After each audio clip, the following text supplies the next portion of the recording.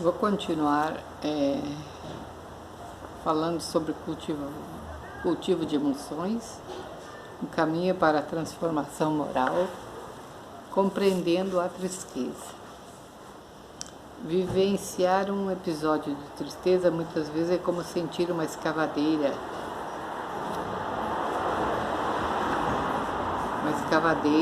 buscando nossa alma. Ficamos sem rumo, sem pensar ou falar. Choramos, perdemos a referência, sentimos-nos um dilaceramento emocional e até parece físico, sentimos na carne. Caímos em um buraco de existência e a tendência por nossa imaturidade emocional é levantar o jogo, tentar tapá-la fingindo que nada acontece. A vida apresenta-nos inúmeras situações que não gostaríamos de viver, dores, perdas, frustrações. Cada uma delas pode ser simbolizada por uma sensação de buraco que vivemos interiormente, como quem perdeu algo, ficou sem chão, sentiu um vazio. É claro que a suposta solução emocional do tapete é muito mais barata e rápida do que enfrentarmos a situação. Escondemos os buracos de mil maneiras, pois o mundo está cada vez mais hábil em oferecer esse recurso.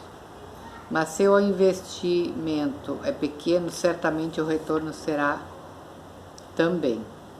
Toda forma mal feita ou jeitinho que se dá produz aparentemente benefício a curto prazo, mas se tornará futuro problema.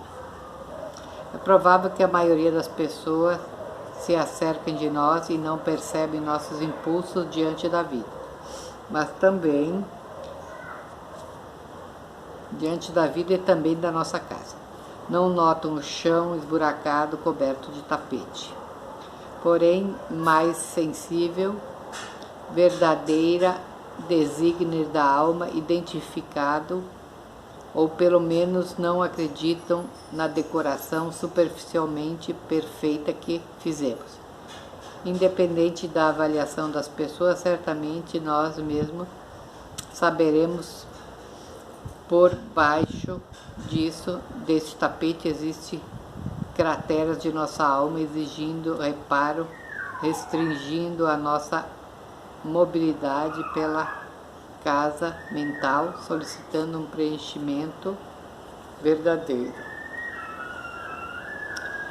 A tristeza representa a sensação de estarmos dentro de um buraco. Para a maioria precisa ser eliminada urgentemente, mas como podemos preenchê-la adequadamente sem a demorada e trabalhosa tarefa de identificar o estrago, mas profundidade da consequência, para daí pensar da forma de lidar com ele. Foi assim mais fácil compreender que a tristeza nos conduz ao interior, o caminho para dentro, e sem dúvida o mais seguro e estável. A emoção é mais facilmente nos colocar em contato com o nosso mundo particular. E assim o faz, é porque há uma sabedoria íncita, convidando-os à renovação. Dizemos que a tristeza é uma energia de introspecção, e há uma inteligência soberana por trás disso, basta nos render. Mas introspecção não quer dizer abandono, justamente ao contrário. Afinal, olhar para dentro de nós é uma postura ativa, de vivência profunda, mas num papel de quem está protegendo algo e não importando.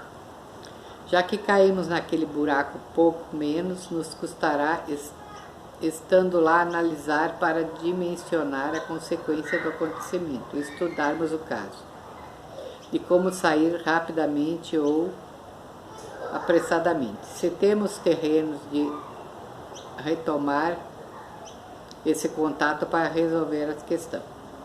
Se a tristeza surge em fase de problemas e dificuldades que apresentamos na existência, todas as pessoas com decorrência de desencanto e choque de insatisfação, então agora não parece óbvio a necessidade da introspecção para realizarmos esse cuidado interior.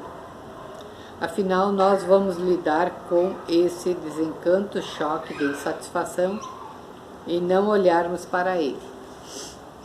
Todos passam por situações dolorosas.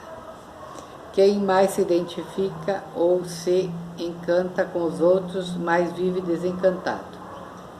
Mas independente disso, todos nós vivemos em maior ou menor número de grau essa experiência, que exige superação, visão conceitual e postura, num processo de crescimento insensato. A tristeza é uma energia de introspecção. Convida-nos a permanecer naquele buraco até conseguirmos compreender melhor para o sairmos, se temos ações mais adequadas frente a ele. Cada experiência da vida produz um efeito em nós, seja algo simples como um não que ouvimos de alguém até uma tragédia irremediável. E todos esses eventos precisam de atenção como um perito de análise de um acidente, ou um especialista para averiguar a situação para poder dar um laudo. Precisamos ser especialistas em nós mesmos, compreendermos a dimensão das dores, do estrago internos, identificarmos o aspecto mais doloroso que precisamos de mais atenção naquele simples e facilmente superável. Por isso, quando estamos tristes, não temos energia para sair, ver pessoas ou nos divertir, mas afinal, o convite é para dentro. E quando falamos de alguém que vive esse estado, mais produtivo será conseguir auxiliar a pessoa a analisar o buraco, às vezes estando junto com ela, se tivermos coragem. Quando alguém está triste, há mais maturidade e harmonia em conseguir conversar sobre a situação e auxiliar o indivíduo a dirigir aquela experiência, do que tentar esticar os braços para arrancá-lo do buraco imediatamente. Não precisamos nos amedrontar, pois quando mais facilmente entramos em contato com essas emoções, melhor lidaremos com elas.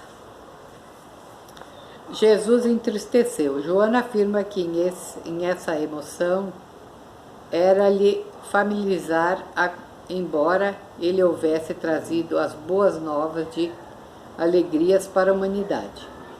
No momento mais conhecido desse estado de tristeza do Mestre, estado no Monte das Oliveiras, ou Getsemane, Jesus resolveu parar e orar, acompanhando de 3 apóstolos. Mateus faz a seguinte relação: e tendo levado consigo Pedro e os 2 filhos de Zebedeu, começou a entristecer-se e angustiar-se. Então disse-lhe: minha alma está cercada pela tristeza até a morte. Facilmente percebemos como Nazareno viveu a tristeza, pois após identificá-la, soube regá-la com a oração. Poderíamos dizer que ele não permaneceu nesse buraco sozinho? Convidou amigos especiais para que ficassem na retaguarda e vivenciou as experiências angustiosas do estado interno na companhia do Pai. Dizemos com isso que não basta olhar para dentro, é preciso ter um guia. E o melhor de todos será sempre o Senhor, que sabe de nossas dores e aflições. Jesus introspectou a busca a Deus para compreender seus desígnios e segui-lo. Por isso, toda a sua vida postou-se na realidade da vontade divina. E no momento mais difícil, por estar na comunhão, disse: meu Pai, se for possível, passa de mim esta taça. Contudo, não como eu quero, mas como tu queres.